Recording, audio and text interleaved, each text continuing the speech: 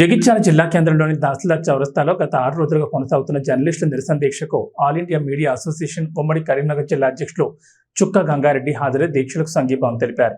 ఈ సందర్భంగా మాట్లాడుతూ తెలంగాణ ఉద్యమ సమయంలో చల్లబడిన ఉద్యమానికి ఊపిరిపోసింది జగిత్యాల జర్నలిస్టులు అని పేర్కొన్నారు. ఆనాడు జగిత్యాల జర్నలిస్టులు తెలంగాణ విద్యావంతుల వేదిక ఆధ్వర్యంలో ఏర్పాటు చేసిన ఫ్రీ జోన్ సమస్యపై అవగాహన సదస్సు అనే ఉద్యమం ఉవ్వెత్తున లేచిందని సూచించారు. దాని ఫలితంగా పొలిటికల్ జేఏసీ ఏర్పాటు, సకల జనుల సమ్మె, ఇతరతర ఉద్యమాలు జగిత్యాలలో పుట్టి రాష్ట్రానికి ఆదర్శంగా నిలిచాయన్నారు. వాటన్నిటితోనే రాష్ట్ర సాధన సాధ్యమైందని వివరించారు. స్వరాష్ట్రాల్లో పెరిగిన జీతాలు తీసుకుంటున్న ఈ ప్రజాప్రతినిధులు, ప్రభుత్వాలు ఉద్యమకాలంలో పనిచేసిన జర్నలిస్టులను కూడా గుర్తించకపోవడం బాధాకరమన్నారు.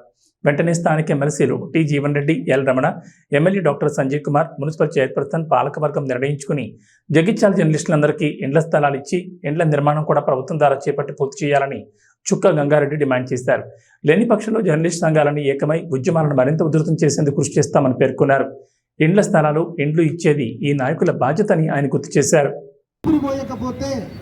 ఇదే జర్నలిస్టులు కనుక రోడ్డు మీదకి వచ్చి ఉద్యమాలు చేయకపోతే ఈ తెలంగాణ వచ్చేది కాదు, ఈ నాయకులకు ఇంత పెద్ద జీతాలు కూడా వచ్చేటి కాదు, ఈ వసతులు కలిగేటి కాదు. మరి అంత పెద్ద కలెక్టరేట్ కట్టుకున్నాం, ఎమ్మెల్యే క్వార్టర్స్ కట్టుకున్నాం, ఇంత మంచి రోడ్లు ఏర్పడ్డాయంటే దాని అందరికి కూడా ఈ జర్నలిస్టుల కృషే ప్రధాన కారణం అని చెప్పి తెలియజేస్తా ఉన్నాను.